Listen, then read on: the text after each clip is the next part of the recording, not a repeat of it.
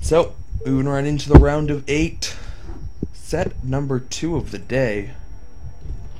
On the left side is LRM Bakuryu as the purple Zerg. And on the right side is LRM Shad. Not the Shad, just Shad. LRM. Typing with one hand with the shift key can be challenging. Nope, hand doesn't reach that far. Shad. I need to reposition to the other key. Boom. As the yellow Zerg.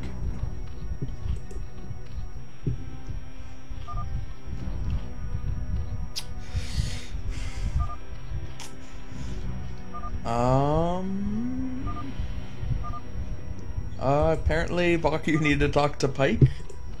Alright, getting some last minute coaching from Pyke. I don't think Baku needs coaching.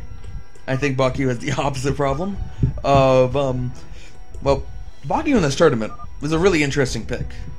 Or he's just in an interesting situation. Because, on one hand, pretty low APM. It's going to be hard to stay competitive in the really large Ling battles against some of the really top players here with low APM. It just is. It's going to be a challenge for Bakuryu. On the other hand, Bakuryu has a lot of experience in Hive ZVZ because his normal ZVZs get to Hive not that infrequently. So Bakuryu has the experience advantage over, I'm pretty sure, everybody in this tournament.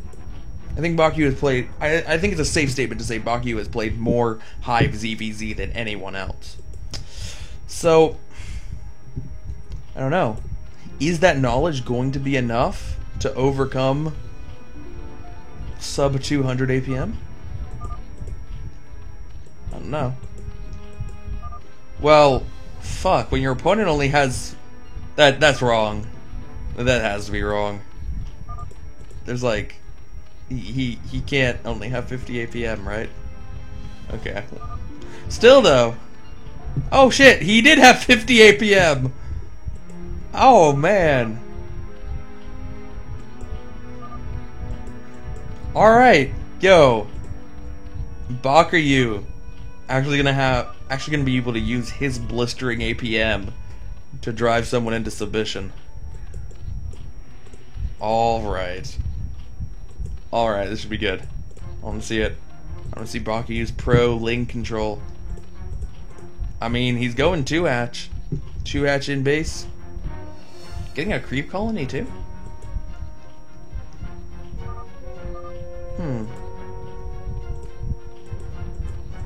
That's actually a little bit interesting. Given how fast he got those 2 hatcheries out, I thought he'd be able to produce Lings rather quickly and he wouldn't have to worry about it. Even though Shad already has his Lings on the way, Bakuryu would be able to produce all the 2 hatcheries and catch up to Shad's numbers. Get Shad's other hatcheries and finish, but Bakuryu decided to invest in the Sunken Colony. Alright. Well, the Sunken Colony means he's certainly not going to have any problems against anything Shad brings out.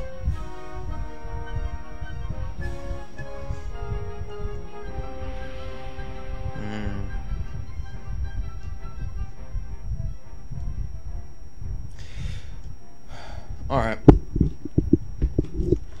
So, Bakuryu, now on the offensive with his Lings. I don't know. That Sunken Colony is just a suspect move for me. It's like, natural ZVZ reaction is to go, oh shit, he built an unnecessary sunken, the game is over. Wasting that many minerals, there's no point in continuing playing. But this isn't a normal ZVZ, this is a little bit extended ZVZ. It's not that bad if the sunken was built, and it will have ramifications later in the game that make it better, but...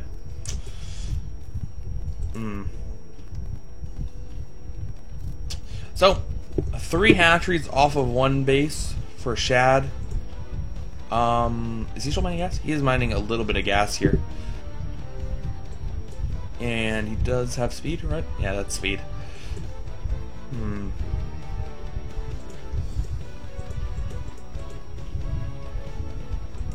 Alright. Well, Bakuryu's getting his 3rd hatch, but it's going to be a 3rd hatch at the expansion. Interesting contrast compared to the Dodie Ziki games, where both players were really just free to take that natural expansion whenever they wanted to. I guess Ziki was punished for taking the natural expansion in his Game 2 set, but really, it wasn't a huge issue. And in this game, both players are timid about taking it. Bakio only getting it up now as his 3rd hatchery. Shad getting 3 hatcheries and only being on 1 base. Evo Chamber up for Shad, but he's not getting any upgrades. Ah, there we go. +1 attack on the way. Bakio, also +1 attack, slightly faster with it.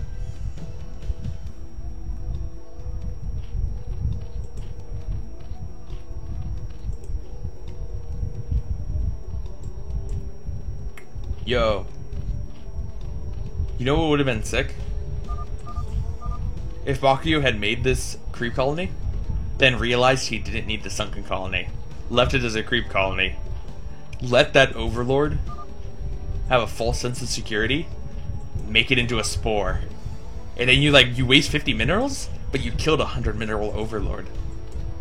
And there's no other purpose to have a spore colony at all, other than detection versus the lurker drop or something ridiculous like that. But it totally would have been worth it to take out the overlord. It would have been sick. But it's already sunken colony. Yo, creep colony should totally be allowed to regress. There should be a button that says cancel sunk colony and just turn it back into a creep colony.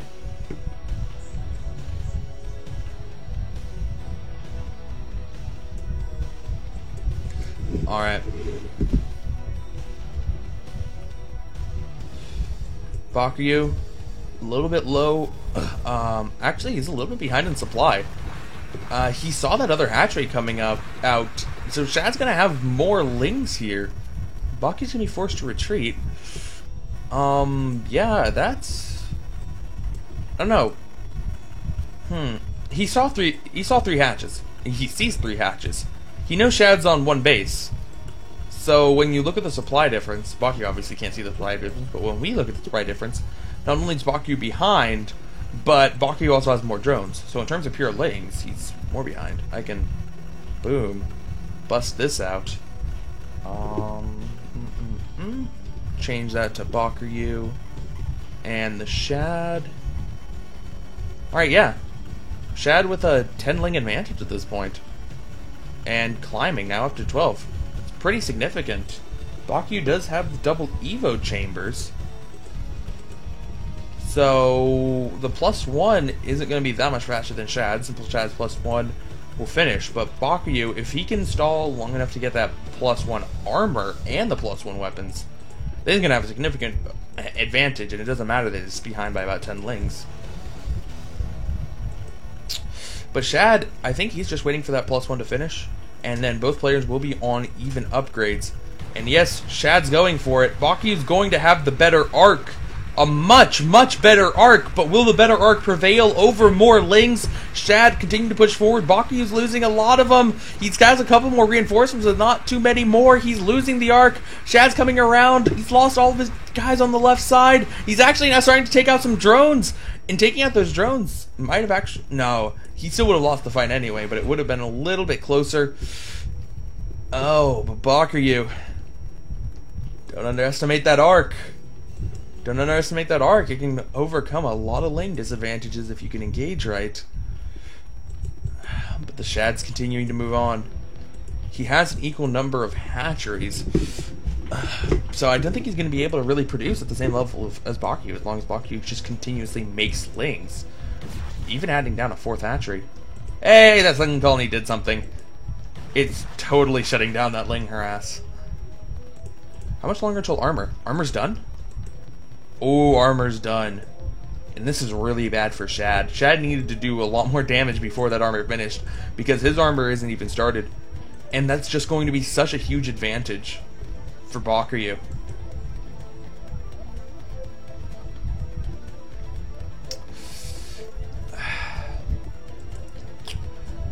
Now, Bakio is a little bit split out with his lings, and the angle he had, it would have been easy for Shad to get a nice flank off, take out some of Bakio's lings, and then reposition. And that's kind of what he needs to get here. But if it's just going to be a straight up engagement, especially if Bakyu has the nice arc he had last time, is going to be really nice for him. And the Lings are going in. Bakyu trying to get his Lings back, trying to intercept, and it looks like that is going to be a relatively even fight. A huge, huge victory for Bakyu there. There were some Lings that managed to run into the natural, but I think they only managed to kill a single drone. And Bakyu hardly losing any Lings there means that he can be right back on the offensive. Shad can put some Lings at the top of this ramp. He can stall that out for a while, but oh, that loss. That loss may just be the end for him. You can make a lot more Lings. And I mean, just plugging so many Lings into this hole here means the Sunken Colony is going to be safe for a very long time. But one Sunken Colony doesn't exactly do that much damage when you're talking about Lings and the numbers we see here. Lair on the way. Bakyu actually cannot get any more Ling upgrades. You do need that lair to get +2 attack or +2 carapace. Shad sees the Lings. Yeah. Yeah. I think that's a fair assessment. Looks like Shad's adding a 4th hatchery of his own. 4 hatcheries off of 1 base. Pretty sick build. Pretty sick build indeed. Oh, but Shad's moving down. Oh boy, he's not going to engage on the ramp, and Bakyu is going to take advantage of this. Bakyu making sure he doesn't get into a bad arc, moving some of his Lings forward, and now the Lings are retreating. The Lings will be in range of the Sunken Colony. The Sunken Colony can help out a little bit, but I don't think the Sunken Colony can possibly be enough here, as all the Shad's Lings are going down. Being at the bottom of the ramp means that Bakyu could attack them a lot faster, means that they were going to stall for less time, means that that Sunken Colony is going to do less damage. GG from Shad. Bakyu takes game number 1.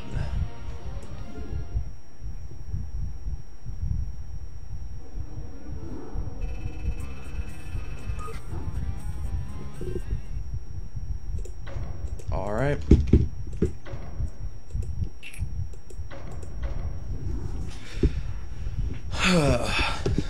Set number 2.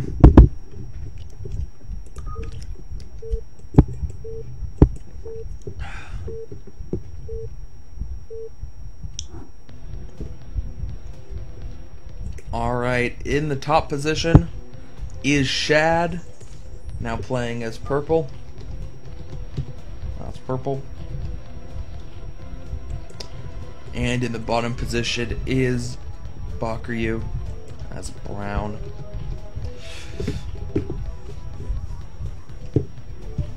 At the end of that last game, Shad did notice that taking that expansion so late, or not at all in his case. Oh. Okay. Well, I was going to make a statement about how, yo, he might actually take an expansion this time around, to take it early, try to get a nice economy. Forget that. Complete opposite. Why expand when you can 5-pool?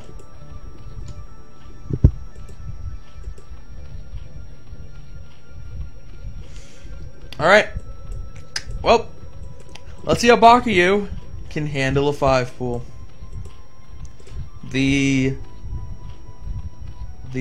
Whoa, okay. That's not 50 APM, that's 500 APM. Yo, we could spam. Shad is in fact capable of spamming.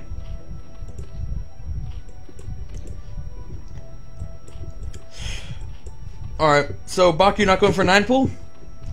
Problematic. But will he go for the 12-pool? If he goes for the 12-pool, it will be hard, but it will be possible. If he goes for the 12-hatch, I'm not sure. It's going to be incredibly difficult. And, oh no. Oh, okay. It's at least in base.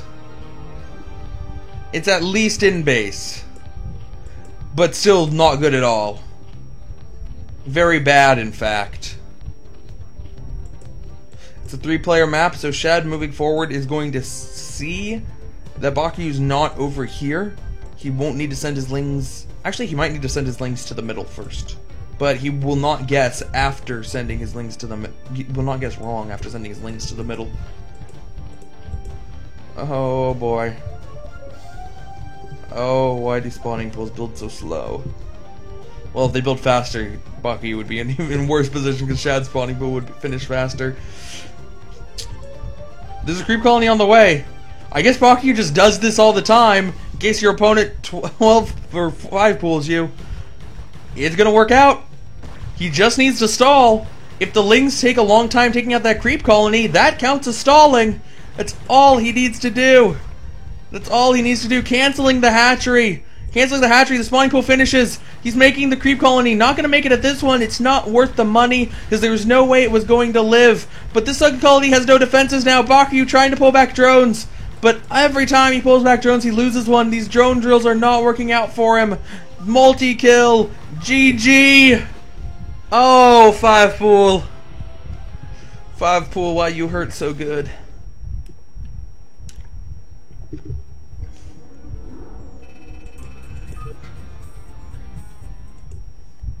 Alright. I want to see it. I want to see Shad go for the double 5 pool. I want to see him with balls of steel do it again. And you know what? With a name like The Shad, which he's not using, he's just using Shad, but he was formerly called The Shad. The player formerly known as The Shad. He might just have balls that big to go 5 pool 2 games in a row.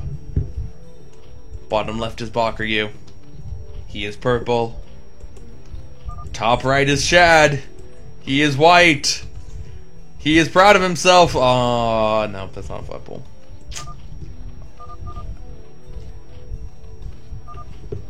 Alright. Alright, no more 5 pool.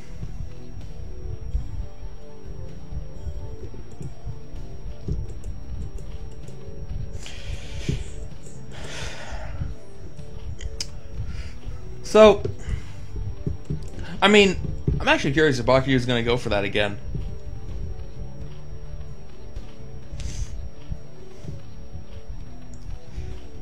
Like, I don't know. This build just seems off from Bakuyu. It's like, if he's gonna build 2 hatcheries, and then he builds the sunken. If his opponent goes for a 12 pool or a 12 hatch, the sunken was worthless. It's like the sunken just wasn't needed and it was a waste. If his opponent goes for 5 pool, sunken wasn't enough. So, maybe if the opponent goes for a 9 pool? You have an overpool from the Shad. Like, overpool, it's also unnecessary. In that last game, Bakuyu almost stalled long enough. Nah, okay. I think it works versus a 9 pool. But it's a very specific thing, just if he goes 9 pool, this will be worth it. If he does not go 9 pool, I wasted 50 plus 75 plus 50 minerals. Also known as 175 minerals. And a larva.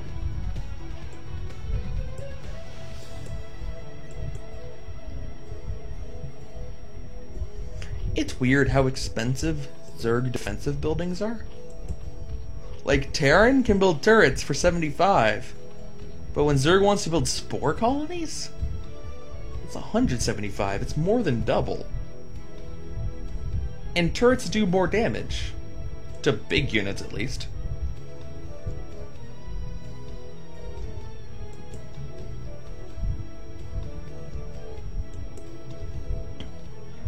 The second colony was a reaction, yes.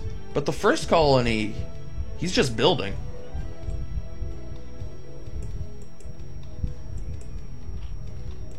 And, I mean, and you saw it in the first game. He just built it, even though it wasn't necessary.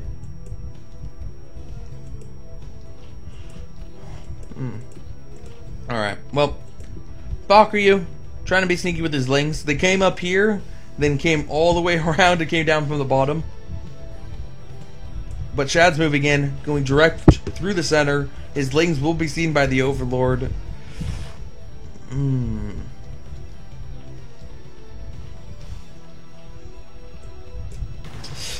Oh, but Baku.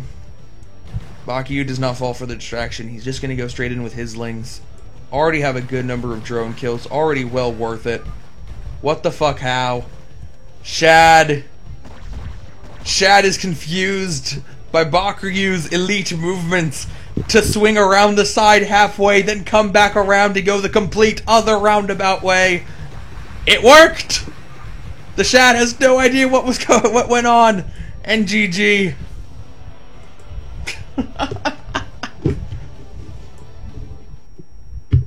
I don't know. Can't criticize results. Can't criticize results. The erratic ling pattern worked.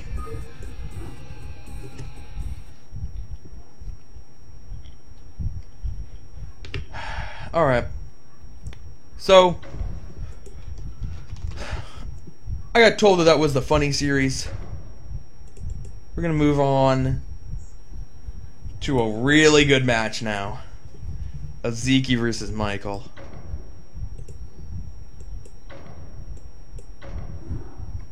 Ooh, boy. Oh, boy.